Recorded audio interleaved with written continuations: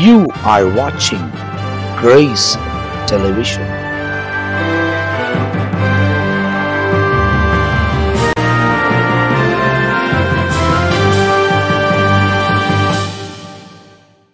ஆண்டவரும் அருமை இரட்சகராக இயேசு கிறிஸ்துவின் நாமத்தினால் உங்கள் யாவரையும் நாங்கள் அன்போடு கூட வாழ்த்துகிறோம், உங்களை வர வைக்கின்றோம். தேவனுடைய மேலான கிருபையால் தொடர்ச்சியாய் இந்த சுவிசேஷம் என்ற நிகழ்ச்சியை உங்களுக்கு தொடர்ந்து வழங்குவதற்கு ஆண்டவர் தந்த கிருபைக்காக நான் கர்த்தரை ஸ்தோத்திரிக்கிறேன். தொடர்ச்சியாய் தேவ வசனங்களை தியானிக்கவும் அவரோடு கூட இணைந்து செயல்படவும் ஆண்டவர் உதவி செய்கிறார். அவர் போதித்திருக்கிற போதனைகளை கை கொண்டு நடக்க வேண்டும் என்ற கட்டளை கொடுக்கப்பட்டிருக்கிறது. அதை கை கொண்டு நடக்கக்கூடியவன் தான் வரப்போகிற வருகையில் போக முடியும் என்பதை நாம் தெளிவாக அறிந்து கொள்ள வேண்டும். எனவே வெளிப்படுத்தின விசேஷம் எல்லாம் உங்களுக்கு இதுல பதிவு செய்யப்பட்டிருந்தாலும் அதன் தொடர்ந்து வரக்கூடிய நித்திய ஜீவன் நிகழ்ச்சி ஆகட்டும், இந்த சுவிசேஷத்துல உங்களோடு கூட வசனத்தில் உங்களை ஆயத்தப்படுத்தி தேவனுக்கு முன்பதாய் நிறுத்த வேண்டும் என்ற ஒரு முகாந்தரத்தோடு தான் இந்த நிகழ்ச்சிகள் எல்லாம் உங்களுக்கு வழங்கப்பட்டு வருகிறது. தேவனால் பயன்படுத்தப்படுகிற தேவனுடைய திருசபையை நடத்துகிற தேவனுடைய ஊழியக்காரர்கள் நம்மத்தில் வந்து கர்த்தருடைய வார்த்தைகளை பகிர்ந்து கொள்கிறார்கள். இந்த பகுதியிலும் தொடர்ச்சியா நீங்கள் வசனங்களை கேட்க போகிறீர்கள். போன பகுதியில் நீங்கள் பார்க்கும்போது மத்தேயு எழுதின சுவிசேஷம் 10ஆம் அதிகாரம் 16ஆம் வசனத்திலிருந்து 26ஆம் வசனம் வரை நாம் கடைசியா முடித்திருக்கிறோம். அதுல இன்னும் நிறைய காரியங்கள் சொல்லப்பட வேண்டியது இருக்கிறது. எனவே அந்த பகுதியை நம்ம மத்தியில் பிஷப் ரெவரண்ட் பெனியசை அவர்கள் நம்மத்தில் பகிர்ந்து கொடுக்க போகிறார்கள். அந்த வசனத்தில் உள்ள காரியங்களை நாம் கவனிக்க போகிறோம்.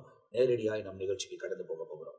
மத்தேயு சுவிசேஷம் 10வது அதிகாரம் 16 முதல் 26 வரையிலும் வாசிக்கிற இந்த பகுதியில ஒரு தலைப்பு கொடுக்க வேண்டும் என்றால், அனுப்பப்பட்டவர் அடையும் துன்பங்கள் என்று சொல்லலாம்.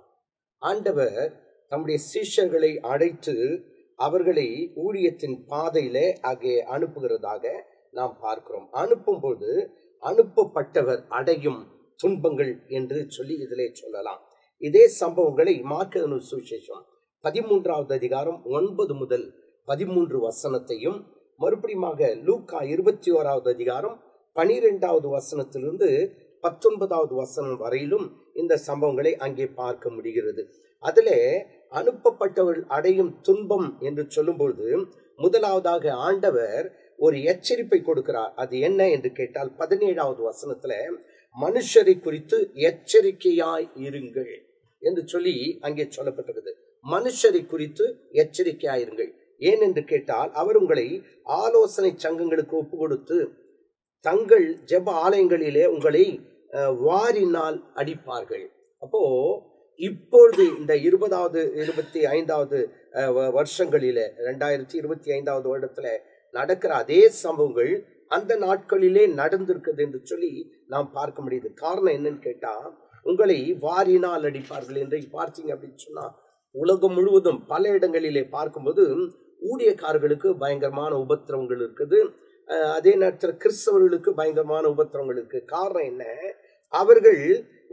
அவர்களுக்கு எச்சரிக்கை ஆயிருங்கள் என்று சொல்லி ஒரு எச்சரிப்பை ஆண்டவர் கொடுக்கிறார். அது மட்டுமல்ல, அப்படிக்கு 19வது வசனத்தை பாருங்க. அவர்கள் உங்களை ஒப்பு கொடுக்கும் போது எப்படி பேச வேண்டும் என்றும் என்ன பேச வேண்டும் என்றும் கவலைப்படாதீர்கள்.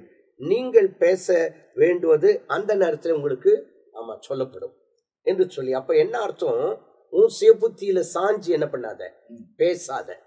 என்ன சார்ந்திருந்தா என்ன செய்யணும், என்ன பேசணும் அப்படின்னு சொல்லிட்டு நான் உனக்கு போதிப்பேன். அதான் அதனுடைய அர்த்தமாய் காணப்படுகிறது. அப்போ சில நேரங்கள்ல என்ன செய்யறோம், ஏதாவது ஒரு எதிர்ப்பு வரும்போது நாம இந்த அதிகாரிய கான்டாக்ட் பண்ணலாமா அல்லது இந்த கட்சி தலைவரை கூப்பிடுவோமா அப்படின்ட்டு நம்ம யோசிப்போம். ஆனா அப்படி கிடையாது. ஆண்டவர் தெளிவா சொல்றாரு, என்ன செய்யறது என்ன பேசுறது அப்படின்ட்டு நீங்க கலங்க வேண்டாம். காரணம் என்னன்னு கேட்டா, அந்த நேரத்துல உங்களுக்கு அருளப்படும் அப்படின்னு சொன்னா, அருளுகிறவர் யார்? ஆண்டவர். அப்போ ஊழியத்தின் பாதையில நாம் எச்சரிக்கையாய் இருக்க வேண்டும்.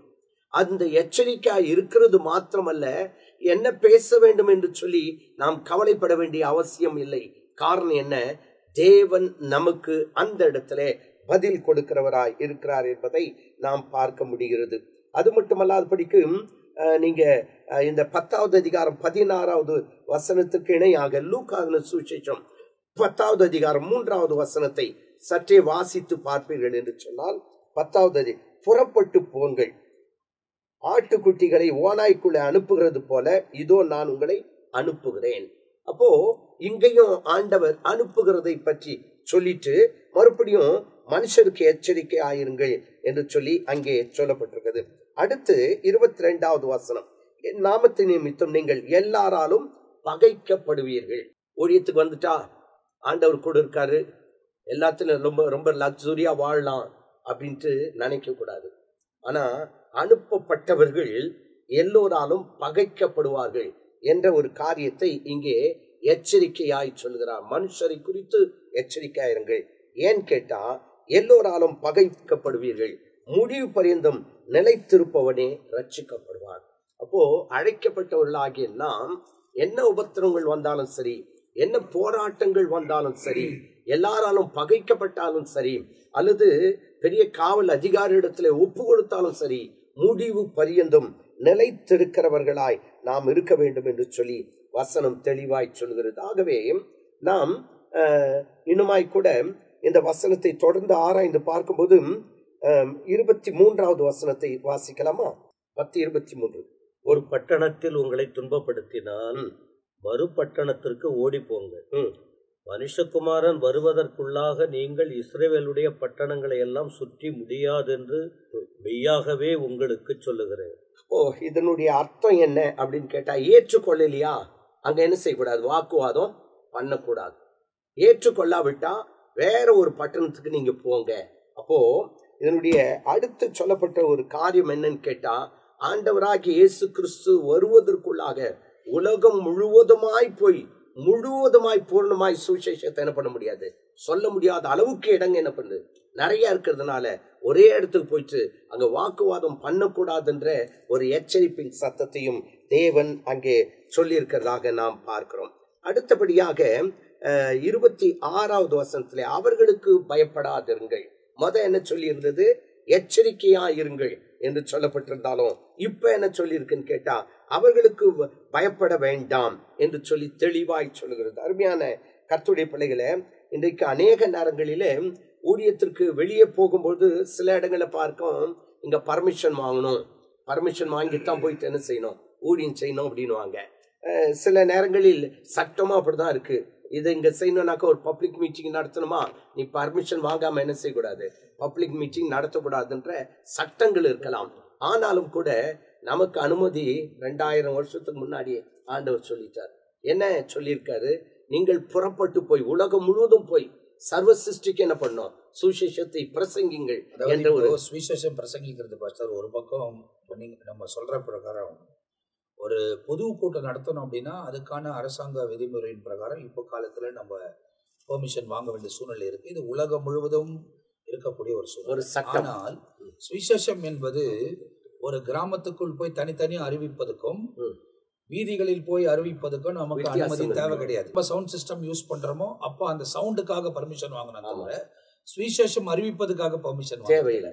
அப்ப நம்ம என்ன பண்ணணும், அதாவது இப்போ இங்க சொல்லப்பட்டிருக்கிறபடி நம்ம சுவிசேஷம் அறிவிக்க வேண்டுமானால் பெரிய பெரிய கூட்டங்களை மாத்திரம் ஒழுங்கு செய்யக்கூடியவர்களா இல்லாமல் கிராமங்களுக்குள்ள பட்டணங்களுக்குள்ள வீதி வீதியாய் மார்க்கெட் இடங்களில பஸ் ஸ்டாப்புகளில எல்லா இடங்களிலும் போய் நம்ம பேச முடியும். ரொம்ப சத்தமா எதுவுமே சவுண்டே யூஸ் பண்ணாம நமக்கு கொடுத்திருக்கிற சத்தத்தின்படி நம்ம சிலருக்கு சுவிசேஷம் அறிவிக்க முடியும், அவர்களுக்கு அந்த காரியத்தை செய்ய முடியும் என்ற ஒரு நோக்கத்தோட தான் இந்த இடத்துல நமக்கு. அது மட்டும் இல்லாதபடிக்கு அரசாங்கத்துக்கிட்ட நாம் அனுமதி பெறணும் அப்படின்னு சொன்னா கூட அரசாங்கம் என்ன சொல்லுது, மற்றவர்களுக்கு டிஸ்டர்பன்ஸ் இல்லாம என்ன பண்ணு நீ செய் அப்படின்னு தான் சொல்றது ஒழிய யாருக்கும் நம்ம டிஸ்டர்பன்ஸ் இல்லாம செய்யும் போது எந்த ஒரு எதிர்ப்பும் வருவதற்கு சந்தர்ப்பங்கள் இல்லை. அது மட்டும் இல்லாதபடிக்கு வசனத்துல வாசிக்கும் போது ஒரு ஆண்டவராகிய இயேசு கிறிஸ்து இப்படியா சொல்றாரு. என்னன்னு கேட்டா, ராயனுக்குரியதை ராயனுக்கும் தேவனுக்குரியதை தேவனுக்கும் செலுத்துங்கள் என்ற வசனத்தின்படி பார்த்தா சட்ட விரோதமான காரியங்களை செய்வது தவறு. அதே நேரத்துல ராயன் என்று சொன்னால் அதிகாரிகள் என்ன சொல்றாங்களோ அதை செய்யணுமே ஒழிய தேவன் சொன்ன வார்த்தையை நம்ம விட்டுறக்கூடாது. அது ரொம்ப முக்கியம். காரணம் என்ன கேட்டா, சுவிசேஷத்தை பிரசங்கிக்க வேண்டியது நம்முடைய கடமை. அதே நேரத்துல சுவிசேஷத்தை சொல்லாவிட்டால் ஐயோ அப்படின்னு. ஆனா கத்தோலிக்க மொழிபெயர்ப்பில் பார்க்கும்போது சுவிசேஷத்தை சொல்லாவிட்டால் ஐயோ கேடு, அப்போ கேடு வருமோ, அப்போ நமக்கு கேடு வரக்கூடாது அப்படின்னு சொன்னா சுவிசேஷத்தை பிரசங்கிக்க வேண்டும். அப்படி பிரசங்கிக்கும் போது ஜாக்கிரதையா, முதலாவது என்னன்னு கேட்டா எச்சரிக்கையா இருக்க வேண்டும். இரண்டாவதாக பார்க்கும்போது கடைசியில சொல்லப்பட்டிருக்குது பயப்படக்கூடாது. ஏன்னு கேட்டா நாம சர்வ சிருஷ்டிகராகிய தேவனை குறித்து நாம் பிரசங்கிக்கும் போது சுவிசேஷத்தை சொல்லும்போது தைரியமாய், காரணம் என்னன்னு கேட்டா அனுப்பினவர் அவர், அவருடைய பணிகளை நாம் செய்கிறபடியினால் எச்சரிக்கையாக இருக்க வேண்டும். அதே நேரத்தில் பயப்படாமல் சுவிசேஷத்தை அறிவிக்க வேண்டும். அப்ப இந்த பகுதியில் உள்ள காரியங்கள் நமக்கு தொடர்ச்சியாய் போன பகுதியிலிருந்து இந்த பகுதி விவரிக்கப்பட்டு சொல்லப்பட்டிருக்கிறது. அதுல ஏராளமான வசனங்கள் இருந்தாலும் அதுக்குரிய காரியங்கள் எல்லாம் நாம் வேதத்திலிருந்து படிக்கும் போது சில காரியங்களை வாசித்துக் கொள்ள முடியும். ஏன்னா முடிவு பறிந்த நிலைத்து நிற்கிறவன் தான் ரட்சிக்கப்படுவான் என்பதும் எழுதப்பட்டிருக்கிறது. ஒன்று, அந்த முடிவு பறிந்த நிலைத்து நிற்க வேண்டுமானால் கிறிஸ்துவுக்குள் நிலைத்து இருக்க வேண்டும். நடுவில் வரக்கூடிய சோதனைகளுக்கும் பிரச்சனைகளுக்கும் போராட்டங்களுக்கும் இயேசுவை விட்டு விலகாம அவரோடு கூட நடக்கக்கூடியவர்கள் இருக்கும்போது இயேசு நம்முடைய வாழ்க்கையில மேன்மையான காரியங்கள் செய்வார். இப்படிப்பட்ட எதிர்ப்புகள் எல்லாம் உனக்கு வரும். அது நடுவில் நீ நிலைச்சு நிற்கணும். ஒருவேளை நீ சிக்கிக்கொண்டு உன்னை கொண்டு போய் அதிகாரி இடத்தில் நிற்க வைத்தாலும் அந்த நேரத்தில் நீ என்ன பேச வேண்டும் என்பதை ஆவியானவர் உனக்கு சொல்லி தருவார். அவர் உன் சார்பாய் பேசுவார் என்பதையும் வேதத்தில் நமக்கு சொல்லப்பட்டிருக்கிறது. பயப்படக்கூடாது, ஆனால் தொடர்ந்து தேவனோடு கூட நிற்கணும். எதுவுமே செய்ய முடியாது, கர்த்தர் நம்மோடு கூட இருந்து நம்மை வழிநடத்துவார் என்பதை துல்லியமாய் சொல்லப்பட்டிருக்கிறது. அதுதான் இந்த பகுதியில் உள்ள விவரங்கள் நமக்கு அறிவிக்கிறது. இப்ப தொடர்ச்சியா 27ஆம் வசனத்திலிருந்து 31ஆம் வசனம் வரை ஒரு குறிப்பிட்ட சம்பவத்தை குறித்து நமக்கு வேதத்தில் எழுதப்பட்டிருக்கிறது. இந்த சம்பவத்தை குறித்து, இந்த பகுதியை குறித்து நம்மத்தில ரெவரண்ட் மில்கிசேதக் ஐயா அவங்க பகிர்ந்து கொள்வாங்க. தொடர்ச்சியாக இயேசு கிறிஸ்துவனுடைய உபதேசத்தை நாம் கேட்டு வருகிறோம். இங்கே ஆண்டவர் சொல்கிறார், பயப்படாதிருங்கள். 26 31 வரைக்கும் நம்ம அப்படியே தொடர்ச்சியா பார்க்கும்போது, அவர்களுக்கு பயப்படாதிருங்கள், வெளியாக்கப்படாத மறைப்பொருள்களும் இல்லை, அறியப்படாத ரகசியமும் இல்லை. நான் உங்களுக்கு இருளிலே சொல்லுகிறதை நீங்கள் வெளிச்சத்திலே சொல்லுங்கள், காதிலே கேட்கிறதை நீங்கள் வீடுகளின் மேல் பிரசித்தம் பண்ணுங்கள். ஆத்துமாவை கொள்ள வல்லவர்களாய் இராமல் சரீரத்தை மாத்திரம் கொள்ளுகிறவர்களுக்கு நீங்கள் பயப்பட வேண்டாம். ஆத்துமாவையும் சரீரத்தையும் நரகத்திலே அழிக்க வல்லவருக்கே பயப்படுங்கள். ஒரு காசுக்கு 2 அடைக்கலான் குருவிகளை விற்கிறார்கள் அல்லவா? ஆயினும் உங்கள் பிதாவின் சித்தமில்லாமல் அவைகளில் ஒன்றாகிலும் தரையிலே விடாது. உங்கள் தலையில் உள்ள மயிரெல்லாம் எண்ணப்பட்டிருக்கிறது. ஆதலால் பயப்படாதிருங்கள். அநேகம் அடைக்கலான் குருவிகளை பார்க்கிலும் நீங்கள் விசேஷித்தவர்களாய் இருக்கிறீர்கள். இந்த பகுதியிலே நாம் பார்க்கும் பொழுது தொடர்ச்சியாய் நமது சீஷர்களை தேவன் பலப்படுத்தி வருகிறார்.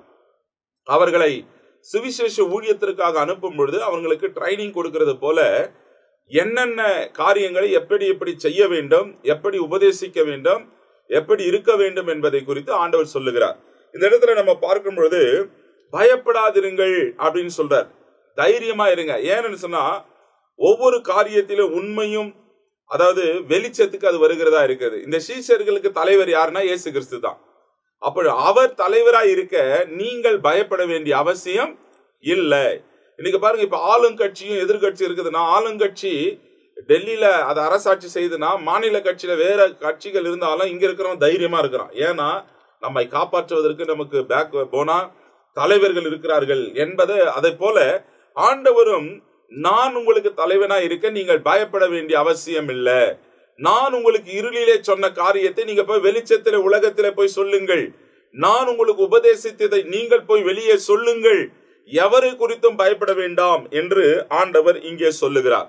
அப்ப பாருங்க, ஆண்டவர் தமது சீஷர்களை பலப்படுத்துறார். இன்றைக்கு சுவிசேஷம் சொல்வதற்கோ அல்லது ஊழியம் செய்வதற்கோ இன்னைக்கு தைரியம் நமக்கு வேண்டும். ஐயோ, நம்ம போய் சொன்னா நம்மளை அரெஸ்ட் பண்ணுவாங்கல்ல, நம்மள போய் இது பண்ணா அப்படியே பண்ணிடுவாங்கன்னு சொல்லி சில பேர் செய்யாமையே இருப்பாங்க. இன்னைக்கு முயற்சி எடுக்காமையே இருப்பாங்க. கர்த்தர் சொன்னது செய்யாமே இருப்பாங்க. வேதாகமத்துல நம்ம பார்க்கும் பொழுது என்ன சட்டங்கள் திட்டங்கள் வந்தாலும் ஜெபிப்பதை தேவ பிள்ளைகள் நிறுத்தவே இல்லை. தானியேல் இன்னைக்கு சட்டங்கள் இயற்றின பொழுது தைரியமா இருந்தான். சிங்க கபில போட்டாங்க, தைரியமா இருந்தான். சிங்கங்கள் அவனை ஒன்றும் செய்யவில்லை. சாத்ராக் மேஷாக் ஆபேத்நேகோ அதே போல. அப்போ அது போல ஆண்டவர் பாதுகாக்கிறவரா இருக்கிறபடினால இங்க தைரியத்தை குறித்து சொல்லுகிறார். கீழே இங்க வரும் பொழுது, ஆத்துமாவை கொள்ள வல்லவரா இராமல் சரீரத்தை மாத்திரம் கொள்ளுகிறவர்களுக்கு நீங்கள் பயப்பட வேண்டாம். அப்போ இந்த இடத்துல நம்ம பார்க்கும் பொழுது சரீரத்தை மாத்திரம் கொல்லுகிறவர்களுக்கு நம்ம பயப்பட வேண்டிய அவசியம் இல்ல. அதாவது மனிதர்களுக்கு பயப்பட வேண்டிய அவசியம் இல்ல. அதுதான் ஆண்டவர் சொல்றாரு, பயப்படணும் அப்படின்றத சொல்றாரு. ஆமா, ஏன்னா அவர் தான் நம்முடைய ஆத்மாவை நரகத்தில் அழிக்கப்படும். ஆமா. இப்போ எபிரேயர் 13ஆம் அதிகாரத்துல 6ஆம் வசனம் சொல்லுகிறது பாருங்க, அதனாலே நாம் தைரியம் கொண்டு கர்த்தர் எனக்கு சகாயர், நான் பயப்படேன், மனுஷன் எனக்கு என்ன செய்வான் என்று சொல்லலாமே. மனுஷன் நமக்கு என்ன செய்வான்? நம்ம யாருக்கு பயப்படணும்னா கர்த்தருக்கு பயப்பட வேண்டும், ஆண்டவருக்கு பயப்பட வேண்டுமே தவிர மனுஷனுக்கு நாம் பயப்பட வேண்டிய அவசியம் இல்லை. நம்ம ஆபிரகாம் என்ன பண்றாருன்னா, ஒரு இடத்துல ஆதியாகமம் 20ஆம் அதிகாரத்துல 11வது வசனத்துல இங்க தெய்வ பயம் இல்லை என்று சொல்லுகிறார். அங்க பாருங்க, அதற்கு ஆபிரகாம், இவ்விடத்துல தெய்வ பயம் இல்லை என்று என் மனைவி நிமித்தம் என்னை கொன்று போடுவார்கள் என்று நான் நினைத்தேன். ஏன்னா நான் மனைவி சாரால் அழகா இருக்கிறா, ராஜா அவனை அடையலான் என்று நினைக்கிறேன், நான் அதனால சகோதரின்னு சொல்லிட்டேன். என் மனைவின்னு சொன்னா என்ன கொன்று என் மனைவியை சுதந்திரித்துக் கொள்வாங்க. தெய்வ பயம் இல்ல. அப்ப பாருங்க, தெய்வ பயம் இல்லை. இன்னைக்கு ஏன் நம்ம பயம் வருதுன்னா தெய்வ பயம் இல்லை. இன்னைக்கு தேவ பிள்ளைகள் நாம் எல்லா நேரத்திலும் கர்த்தர் நம்மை கவனிக்கிறார் என்கிற அந்த இருக்கும் என்று சொல்லி நாம் பயப்பட வேண்டிய அவசியமே இல்லை. இங்க வசனம் சொல்லுது, ஆண்டவருக்கு பயந்து நாம் நடக்கும் பொழுது உண்மையாகவே எந்த ஒரு மனுஷனுக்கும் நாம் பயப்பட வேண்டிய, நமக்கு தேவை தெய்வ பயமே தவிர மனுஷ பயம் தேவையில்லை. ஆத்மாவை கொள்ள வல்லவராயிருக்கிற கர்த்தருக்கே நாம் பயப்பட வேண்டும் என்று சொல்லி வசனம் சொல்லுகிறது. எல்லாருக்கும் தெரிஞ்ச வசனம் நீதிமொழிகள் 1:7 சொல்றது, கர்த்தருக்கு பயப்படுதலே ஞானத்தின் ஆரம்பம். ஆண்டவருக்கு பயந்தா போதுங்க, எல்லா ஆசீர்வாதங்கள் கிருபைகள் வரும். இப்ப தமது சீஷர்களுக்கு ஆண்டவர் சொல்லும் பொழுது சொல்லுகிறார், நீங்க எதை குறிச்சும் பயப்படாதீங்க. இங்க 30ஆம் வசனத்துல என்னன்றாருன்னா, உங்கள் தலையில் உள்ள மயிரெல்லாம் எண்ணப்பட்டு இருக்கிறது. அதாவது நம்மளே எண்ணி வைக்க முடியாத எண்ணப்பட்டு இருக்கிறது. ஏன் அப்படி சொல்றாருன்னா, இதோடைய ஆழ்ந்த கருத்தை நம்ம பார்க்கும்போது, நீ உன்னை ஒருத்தனும் சாகடிக்க முடியாது, உன் தலையில இருக்கிற மயிறு கீழே தரையில விழாது. இப்ப பாருங்க, சில வசனங்கள் இதுல சொல்லுகிறது. 1 சாமுவேல் 14ஆம் அதிகாரத்துல 45வது வசனத்துல பார்க்கும்போது, ஜனங்களோ சவுலை நோக்கி, இஸ்ரவேலிலே இந்த பெரிய ரட்சிப்பை செய்த யோனத்தான் கொலை செய்யப்படலாமா? அது கூடாது, அவன் தலையில் இருக்கிற ஒரு மயிரும் தரையிலே விழப்போவதில்லை என்று கர்த்தருடைய ஜீவனை கொண்டு உனக்கு சொல்லுகிறேன். அப்படின்னா தலையில் இருக்கிற மயிரெல்லாம் என்ன பட்டுக்குதுன்னா, இன்னைக்கு கேவலமா நினைக்கிறது எதுனா தலையில் இருக்கிற மயிறு. இன்னொன்னு, ஒருத்தன் விழுந்தான் அப்படின்னா அவன் மயிறு தலை கீழே விழுதுன்னா கீழே அவன் உயிர் போகுதுன்னு அர்த்தம். இன்னொரு அர்த்தம் சொன்னாங்க. அதனால்தான் ஆண்டவர் சொல்ல, தலையில் இருக்கிற மயிரெல்லாம் எனக்கு ஒரு மயிரும் கீழே விழாது, அது உன்னுடைய ஜீவனை அது ஒன்றும் செய்ய முடியாது என்று வசனம் சொல்லுகிறது. லூக்காவில 12ஆம் அதிகாரத்தில் இதே சம்பவத்தை ஆண்டவர் சொல்லும்போது விதமாய் சொல்றார், உங்கள் தலை, அதாவது 12ஆம் அதிகாரம் 7ஆம் வசனத்துல லூக்கால, உங்கள் தலையில் உள்ள மயிரெல்லாம் எண்ணப்பட்டிருக்கிறது, ஆகையால் பயப்படாதிருங்கள், அநேகம் அடைக்கலான் குருவிகளை பார்க்கலாம் நீங்கள் விசேஷித்தவர்களாய் இருக்கிறீர்கள். இப்ப கீழே ஆண்டவர் சொல்றார், ஒரு காசுக்கு 2 அடைக்கலான் குருவி. இன்னைக்கு ஆண்டவர் படைச்ச படைப்புகளில் சிறியது மேல ஆண்டவர் கவனமா இருக்கிறாருன்னா, அவருடைய சாயலின் படி படைக்கப்பட்ட தேவ பிள்ளைகளாகி நாம் பயப்பட வேண்டிய அவசியம் இல்ல. இன்னைக்கு அதனால தான் ஆண்டவர் சொல்ல, உன் தலையில் இல்ல மயிர் எல்லாம் எண்ணப்பட்டிருக்கிறது. இன்னைக்கு அப்போஸ்தலரின் புஸ்தகம் 27ஆம் அதிகாரத்துல 34ஆம் வசனத்துல இந்த இடத்துல இங்க சொல்ல, ஆகையால் போஜனபானம் பண்ணும்படி உங்களை வேண்டிக் கொள்ளுகிறேன், நீங்கள் தப்பி பிழைப்பதற்கு அது உதவியா இருக்கும், உங்கள் தலையில் இருந்து ஒரு மயிரும் விழாது என்றார். அவங்க கப்பல் பிரயாணமா போகும் பொழுது, தைரியமா சாப்பிடுங்கயா, உங்களுக்கு தலையிற மயிறு ஒன்னும் கீழே விழாதுன்னா உங்களுக்கு ஒரு தீங்கும் அணுகாதுன்றது அர்த்தம், உங்களுக்கு ஆபத்து நேரிடாதுன்ற அர்த்தம். அப்ப ஆண்டவர் இந்த வார்த்தையை இங்க சொல்ற, உங்க தலையில் இருக்கிற மயிரெல்லாம் எண்ணப்பட்டிருக்கிறது. அப்ப தேவன் படைச்ச அடைக்கலான் குருவியை காட்டில நீங்கள் விசேஷித்தவர்கள் அல்லவா, அதனால பயப்படாதீங்க. அதனால தான் ஏசாயா 41:10 சொல்ல, நான் உங்களோடு கூட இருக்கிறேன், பயப்படாதே திகையாதே, நான் உன் தேவன். ஆண்டவர் பலப்படுத்துகிறார்.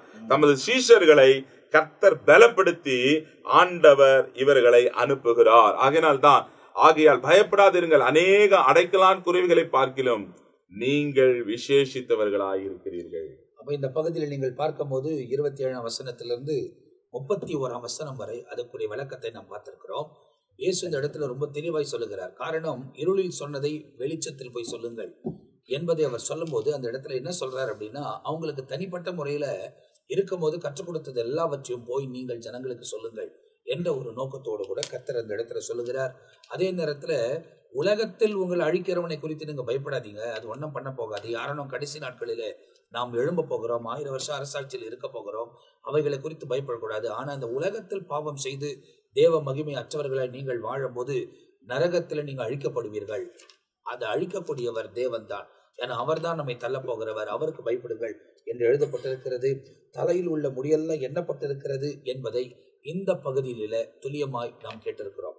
இதன் தொடர்ச்சியாய் அடுத்த 2 வசனங்கள் 32, 33 வசனத்தை நாம் மத்திய எழுதின சுவிசேஷத்தில் தியானித்துக் கொண்டிருக்கிறோம். அதுல 32, 33 வசனத்தை நம் மத்தியில ரெவரண்ட் ஜான் பீட்டர் ஐயா அவர்கள் நமக்கு விளக்கி சொல்ல போகிறார்கள். 32 வசனம், மனுஷர் முன்பாக என்னை அறிக்கை பண்ணுகிறவன் எவனோ அவனை நானும் பரலோகத்தில் இருக்கிற என் பிதாவின் முன்பாக அறிக்கை பண்ணுவேன். 33 வசனம், மனுஷர் முன்பாக என்னை மறுதலிக்கிறவன் எவனோ அவனை நானும் பரலோகத்தில் இருக்கிற என் பிதாவின் முன்பாக மறுதலிப்பேன். ஆண்டவர் இயேசுவை வாயினால் அறிக்கையிட்டால் பரலோகத்தில் உள்ள ஆசீர்வாதத்தை பெற்றுக்கொள்ள முடியும் என்பதாக இந்த 2 வசனத்தில் சொல்லுகிறார். அப்படின்னா தேவன் கனம் பண்ணுகிறவர். என்ன செய்யணும்? இந்த இடத்துல என்ன சொல்றாரு? மனுஷர் முன்பாக என்னை அறிக்கை பண்ணுகிறவர். என்னை அறிக்கை, இயேசு கிறிஸ்து என்ன சொல்றாரு? இயேசு கிறிஸ்துன்னு அறிக்கை பண்ணணும் வாயினால. சிலர் தெய்வ நம்பிக்கையை உள்ளத்துல வச்சிருப்பாங்க, ஆனால் வாயினாலே பிறர் காண அறிக்கையிட மாட்டாங்க. ஆண்டவர் சொல்றாரு, இயேசு கிறிஸ்து இந்த உலகத்தில் வந்ததே அவரை குறித்து வெளியில சொல்வதற்கு தான். அப்ப சொல்றாரு, மனுஷன் முன்பாக என்ன நீ அறிக்கை பண்ணுனா உனக்கு என்ன ஆசீர்வாதம் கிடைக்கும்? ஒரு நாள் வரும், எல்லாரும் பரலோகத்துக்கு போக போகிறோம். பரலோகத்துல உன்னை நான் கனப்படுத்துவேன். நீ யாரு? நீ எதெல்லாம் விட்டு வந்த? நீ எதை பின்பற்றினாய்? நீ யாருக்காக வாழ்ந்த? எதை முக்கியப்படுத்துகிறாய்?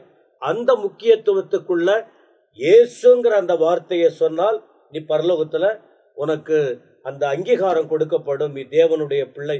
யோவான் 17 கூட அந்த விளக்கங்களை எல்லாம் நீங்க பார்க்க முடியும். பின்பற்றுகிறவர்கள் என்ன செய்தார்கள் என்பதெல்லாம். சரி, என்ன அறிக்கை பண்ணணும் அப்படின்னு சொல்லும்போது ஒரு கேள்வியை கேட்கிறாரு. 32 வசனத்துக்கு பேதுருகிட்ட ஒரு கேள்வியை கேட்கிறார். என்னை குறித்து ஜனங்கள் என்ன சொல்றாங்க அப்படின்னு. என்னை குறித்து ஜனங்க என்ன சொல்றாங்க? பல விதங்களில் அவங்க பதில் சொல்றாங்க.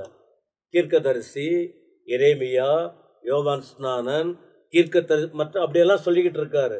சரி, ஓகே, மற்றவங்க சொல்றது இருக்கட்டும்.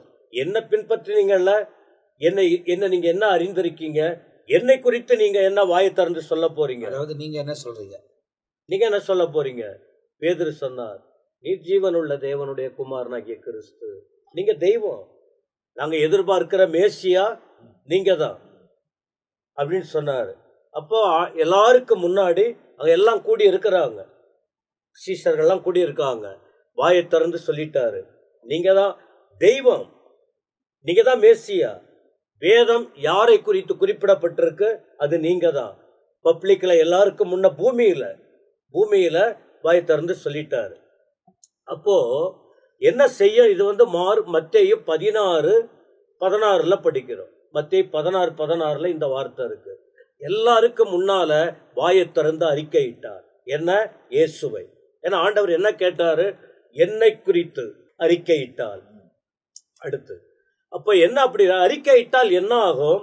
ரோமர் 10ஆம் அதிகாரத்தின் 9-10 வசனங்களை படித்து பார்த்தால், மனுஷனுக்கு முன்பாக வாயை திறந்து நீ அறிக்கையிட்டால், இயேசுவை அறிக்கையிட்டால் என்னாகும் தெரியுமா?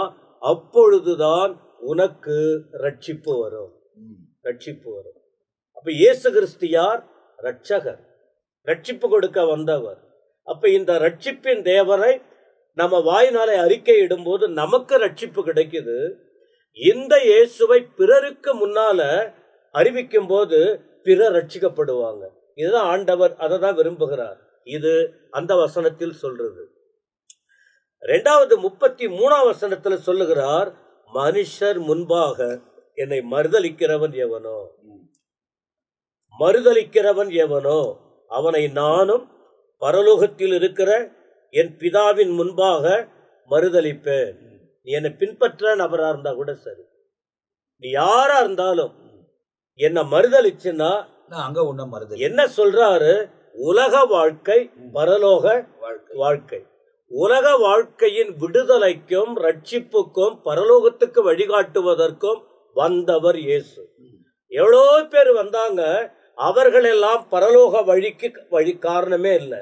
இயேசு கிறிஸ்து மட்டும்தான் அதற்கு வந்தார். அதனாலதான் அவரை குறித்து சொல்ல வேண்டும்னு சொல்லப்பட்டிருக்கு. இப்ப பேதுரு அதை சொன்னாரு. ஆனா அதே பேதுருவின் இன்னொரு காரியம் பாருங்க, கூட இருந்தார், நல்லா செயல்பட்டார். கடைசியில நீங்க பாத்தீங்கன்னா மத்தேயு 26:70 வரைக்கும் படிச்சு பார்த்தால் மறுதலிக்கிறார். ஜனங்களுக்கு முன்னால நல்ல வெளிப்பாடு பெற்று நீங்க தான் மேசியான்னு சொன்னவர் ஜனங்களுக்கு பயந்து, உயிருக்கு பயந்து, ஜனங்களுக்கு பயந்து மறுதலிக்கிறார்.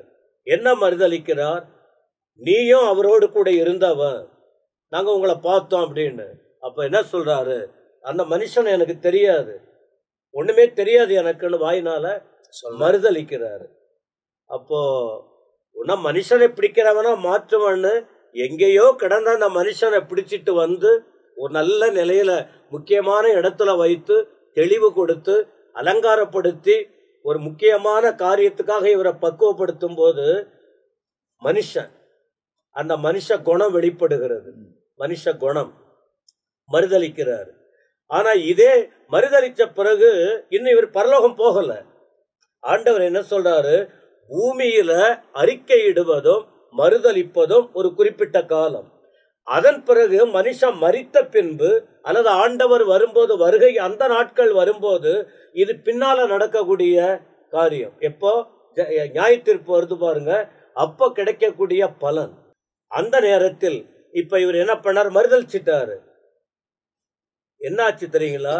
மனங்கசந்து அழுதுட்டாரு. அதான் ஒருவேளை ஆண்டவரை அறிந்து அவரால் அவர் ரட்சகர் என்றும் அவர் சுகமாக்குகிறவர் என்றும் எல்லாம் செய்கிறவர் என்று அறிந்தோம் அவரை இல்லைன்னு சொல்லியாச்சு.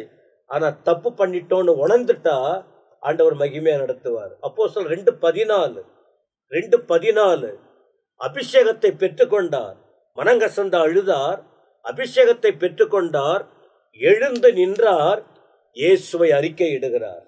நீங்க இயேசுவை அடிச்சு கொலை செய்துங்க, ஆணி அடித்து கொலை செஞ்சீங்க, அவர்தான் கிறிஸ்து, அவர் ரட்சகராய், அவர் ஆண்டவராய் இருக்கிறாருன்னு திரும்ப அறிக்கையிட ஆரம்பிச்சிட்டாரு. ஆண்டவரை என்னாச்சு தெரியுங்களா?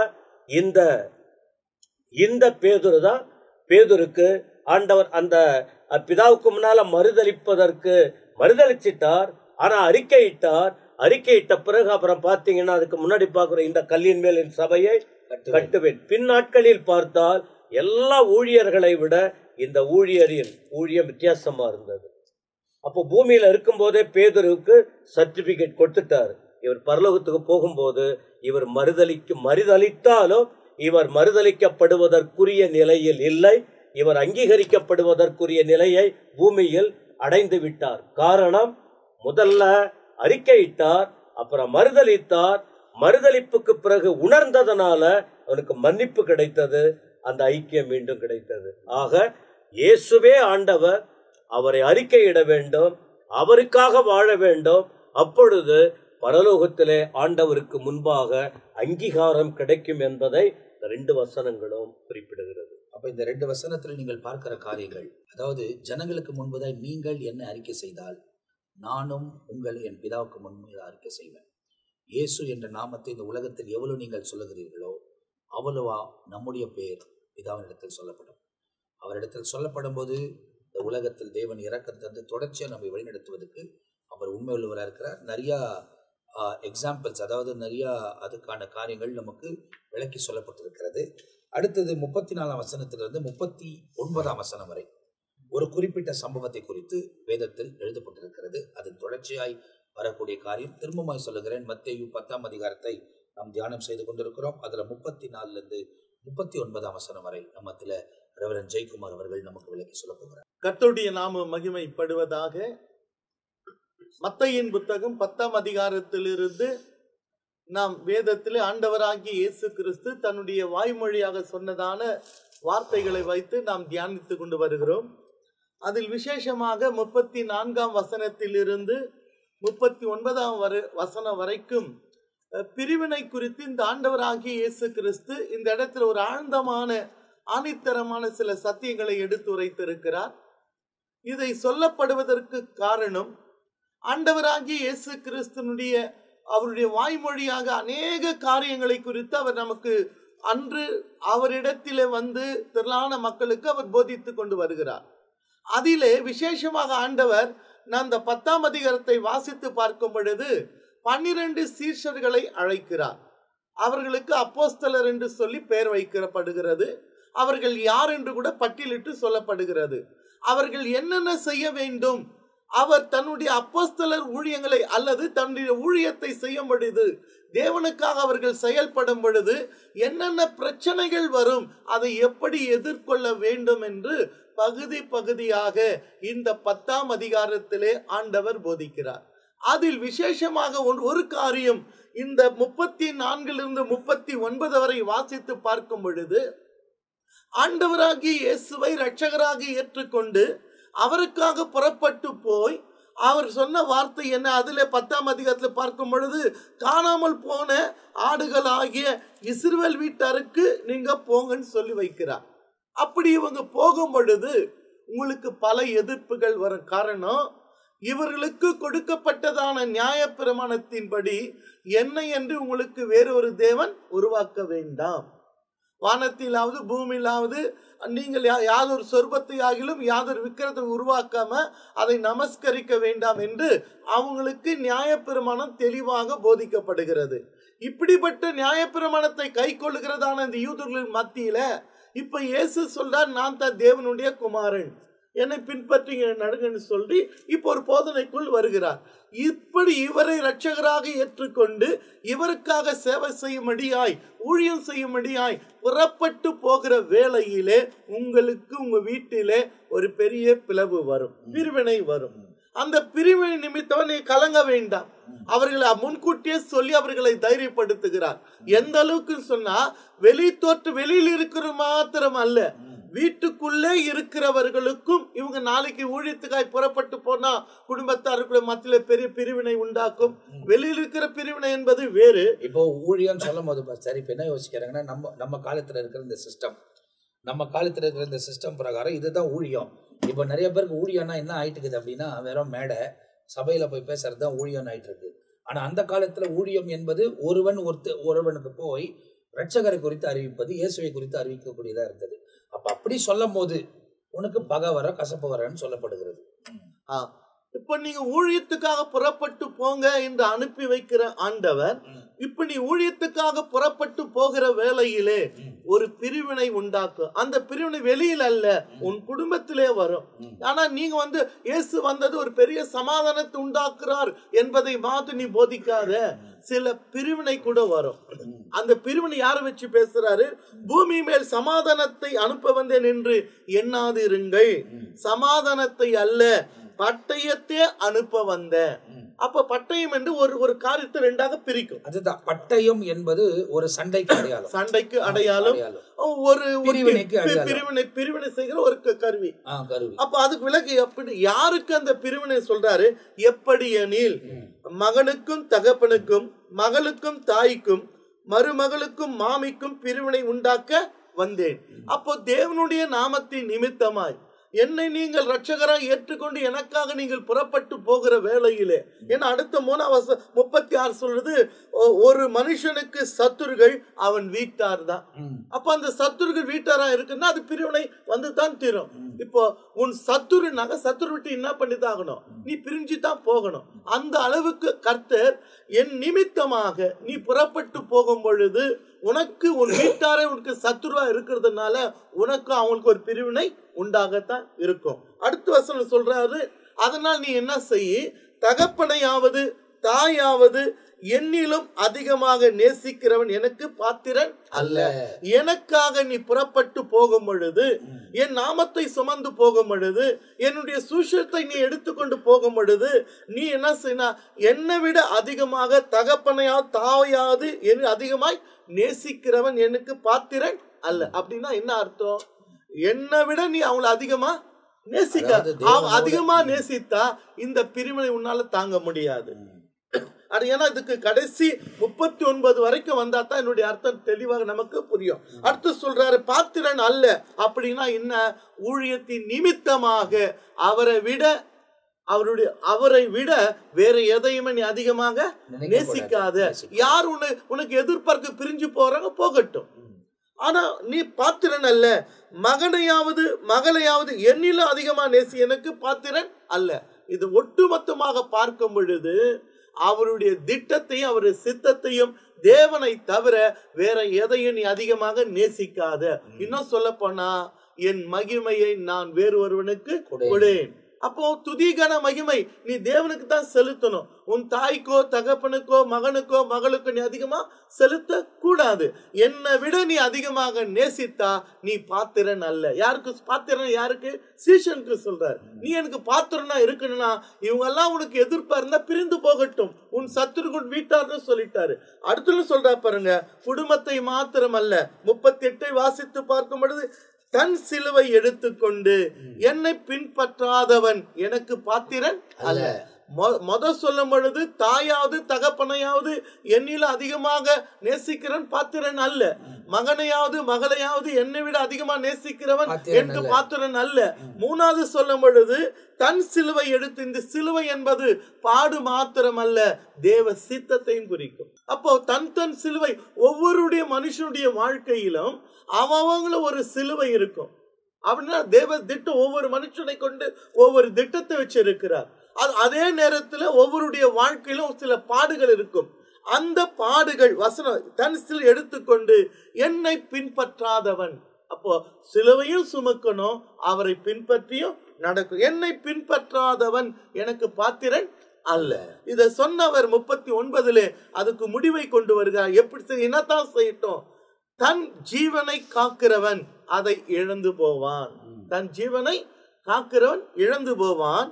என் நிமித்தம், அவர் நிமித்தம் தன் ஜீவனை இழந்து போகிறவன் அதை காப்பான். அப்ப இது என்ன சொன்னா, எனக்காக நீ ஊழியம் செய்யும் பொழுது, எனக்காக நீ புறப்படும் பொழுது, ஏன்னா அந்த 10ஆம் தொடக்கத்திலிருந்து நாம் பார்க்கும் பொழுது அவங்களை அழைச்சி அனுப்பி வைக்கிறார். அனுப்பி வைக்கும் பொழுது என்னென்ன காரியம், என்னென்ன உபத்திரங்கள் வரும், நீ என்னென்ன செய்யணும், எதை செய்யக்கூடாது என்பதை கற்றுக் கொடுத்து அவர்களை அனுப்பி வைக்கிறார். அதில் 34 39 வரை குடும்பத்தை மையமாக வைத்து நீ எனக்காக புறப்பட்டு போகிற வேளையிலே சிலதை இழந்து போக வேண்டிய காலகட்டம் வரும். ஏன்னா நான் சமாதானத்தை மாத்திரமல்ல, சில காரியத்துல பிரிவினை கூட உண்டாக்கு. அது தகப்பன் கூட உன்னை விட்டு பிரிஞ்சு போவாங்க, நீ பெற்றெடுத்த தாய் தகப்பன் கூட பிரிஞ்சு போவாங்க. அது மாத்திரம் அல்ல, அநேக இனவன சந்தங்கள் நேசிகளும் பிரிஞ்சு போவாங்க. அதை பற்றி நீ கவலைப்படாத. உங்க அப்பாவை, உங்க தாய் தகப்பனை விட என்னை விட அதிகமா நீ நேசித்தா நீ யாரு இல்ல, நீ எனக்கு பாத்திரன் அல்ல. மகனையாவது மகளையாவது என்னை விட நீ அதிகமா நேசித்தா நீ பாத்திரனா, எனக்கு ஊழியம் செய்கிற ஊழியக்காரனா நீ பாத்திரனா என்ன, என்னுடைய ஊழியக்காரனா இருக்க முடியாது. அது மாத்திரமல்ல, தன் சிலுவை எடுத்துக்கொண்டு என்னை பின்பற்றாதவனும் எனக்கு பாத்திரன் அல்ல. அப்படின்னா என்னுடைய சித்தத்தை தான் நீ செய்யணும், எனக்காக சில பாடுகளை அனுபவிச்சு தான் தீரணும், அப்பதான் நீ பாத்திரவனா இருப்ப. அதனால தன் ஜீவனை காக்கிறவன் அதை இழந்து போவான், என் நிமித்தம் தன் ஜீவனை இழந்து போகிறவன் அதை காப்பான் என்று தெளிவாய் சீஷர்களுக்கு தைரியப்படுத்தி, நடக்க போகிறதெல்லாம் முன்கூட்டியே நீ ஊழியத்துக்காய் புறப்படும் பொழுது இந்த குடும்பத்து இந்த பிரச்சனை வரும். உனக்கு நீ தெரிஞ்சுக்கோ, உன் வீட்டார் தான் உனக்கு சத்துரு. அதனால பிரிவினை இருக்கும். அந்த பிரிவினை பார்க்கும் பொழுது அது இயற்கை வருவதல்ல. சில நேரத்தில் நான் என் நிமித்தமாக பிரிந்து போகிறதா பிரிஞ்சு போகட்டும், நீ என்னை பின்பற்றி வா அப்படின்னு சொல்லி. இப்ப இந்த இடத்துல நீங்க பாத்தீங்கன்னா நிறைய விளக்கங்கள் இந்த வசனத்துல சொல்ல முடியும். ஆனா குறிக்கப்பட்டிருக்கிற நேரத்துக்குள் முடிக்க வேண்டியதுனால சுருக்கி அவைகள் எல்லாம் உங்களுக்கு சொல்ல வேண்டியது இருக்கிறது. இயேசு ரொம்ப தெளிவாய் துல்லியமாய் இந்த இடத்தில் பேசுகிறதை நாம் கவனிக்கிறோம். எனவே இந்த நிகழ்ச்சியை பார்த்து கொண்டிருக்கிற நீங்க நல்லா அறிந்து கொள்ளணும், அவர் நிமித்தமா உனக்கு பிரச்சனைகள் வரும். இப்ப நான் சொல்றேன், ஞாயிறு உங்கள் ஆராதனை நாள். அந்த ஆராதனை நாள் போது உங்க ஆராதனை இருக்கிற தேவனை துதிக்கிற தேவனை ஊழியம்தான் நமக்கு மையம், இல்லை ஒரு கிறிஸ்தவனுக்கு தேவ ஆலயம் என்பது ரொம்ப முக்கியம். அந்த குறிப்பிட்ட நாளில ஒரு குடும்ப நிகழ்ச்சியை வச்சிருவாங்க. அந்த குடும்ப நிகழ்ச்சி வைக்கும் போது நீங்க சபைக்கு முக்கியத்துவம் கொடுப்பீங்களா, அதுக்கு முக்கியத்துவம் கொடுப்பீங்களான்ற ஒரு முடிவு நீங்க எடுக்க வேண்டிய சூழ்நிலை வரும். அப்போ நிறைய பேர் இந்த காலத்துல என்ன பண்றாங்கன்னா, உறவு வேணும்ன்ற முக்கியத்துல போயிடுறாங்க. ஆனா ஒரு சிலர் உறவே போனாலும் பரவாயில்ல, நான் சபை எனக்கு முக்கியம், தேவன் எனக்கு முக்கியம் என்பதை அவர்கள் ஆராதனைக்கு வந்து அதுக்கு பின்பு ஒருவேளை நேரம் கிடைத்தால் அங்க போக முடியுமானால் அந்த இடத்தில் போகுவார்கள். அப்படிப்பட்ட ஒரு காலத்தில் வாழுகிறோம். அப்படி நாம் இருக்கும்போது நிறைய பேர் உங்களை பகைப்பாங்க, அதாவது பிரிக்கப்பட சூழ்நிலைக்குள் ஏற்படும். ஆனால் நீ ஆண்டவர் நிமித்தமாக அவைகளை செய்வாயானால் நீ தேவனுக்கு முன்பதாய் பாத்திரனாய் இருப்பாய். அப்படி இல்லையானால் நீ பாத்திரவான் அல்ல என்பதாக வேதம் சொல்லுகிறது. ஒருவேளை தாய் தகப்பன், அதாவது தாய் தகப்பன் பிள்ளைகள் வந்து ரட்சிக்கப்பட்டிருப்பாங்க, தாய் தகப்பன் அன்னைக்கு ஒரு வேலையை வச்சுட்டு இருப்பாங்க, அதை செய்யாம கூட நீ ஆலயத்துக்கு வருவே, அது நிமித்தமா ஒரு பகை உண்டாகும். இல்ல பெற்றோர்கள் ரட்சிக்கப்பட்டிருப்பாங்க, பிள்ளைகள் அதை எதிர்ப்பார்கள், அவர்கள் அன்னைக்கு குறிப்பா ஏதாவது ஒரு நிகழ்ச்சியோ இல்ல ஒரு காரியமோ ஒரு வேலையை வச்சிருப்பாங்க. ஆனா ஆராதனைக்கு போறது நிமித்தமாகவோ தேவனோ ஆராதிக்கிறது நிமித்தமாகவோ அந்த காரியங்கள் தடைப்பட்டு போகும், அப்பவும் பிரிவினை உண்டாகும். இப்படிப்பட்ட காரியத்துல அதெல்லாம் நீ மையமாய் கொள்ளாம நீ என்னையே சார்ந்து எனக்காகவே நீ வாழ்வாயானால் நீதான் என்னுடைய பாத்திரம், அப்படி இல்லையானால் நீ பாத்திரவான் அல்ல என்பதாக வேதத்தில் எழுதப்பட்டிருக்கிறது. அதை தெளிவாய் நீங்கள் புரிந்து கொள்ள வேண்டும். அதிலையும் சிலுவை எடுத்துக்கொண்டு பின்னாடி வரலனா நீங்களும் பாத்திரவான் அல்ல. உன் ஜீவனை அவருக்காக இழக்கவும் நீ ஆயத்தமா இருந்தா அது நீ அடைந்தே தீருவாய். அப்படி இல்லையானால் அவைகளை நீ இழந்து போவாய் என்பதை வேதத்தில் சொல்லப்பட்டிருக்கிறது. நம்ம உயிரை பார்க்கிலும் அவர் மேலானவர் என்பதை இந்த இடத்தில் வசனங்களில் குறிப்புகிறது. எனவே இந்த பகுதி முழுவதும் தியானிக்க கர்த்தர் உதவி செய்திருக்கிறார். இந்த எபிசோட் முடிகிறது. அடுத்த எபிசோட்ல தொடர்ச்சியா வரப்போகிற காரியத்தை நாம் தியானிக்க போகிறோம். இவ்வளவு நேரம் இந்த நிகழ்ச்சியை பார்த்ததுக்காக உங்களை தேவன் ஆசீர்வதிப்பார். வசனங்களை கற்றுக்கொள்ளுங்கள், வசனத்தின் ஆதாரத்திலேயே முன்னேறி கடந்து போங்கள். தேவன் உங்க வாழ்க்கையில மேன்மையான காரியங்களை செய்வார். அடுத்த பகுதியில் உங்களை சந்திக்கிற வரை தற்போது நாங்கள் உங்ககிட்ட விடை பெறுகிறோம். கர்த்தர் உங்களை ஆசீர்வதிப்பாராக. ஆமென்.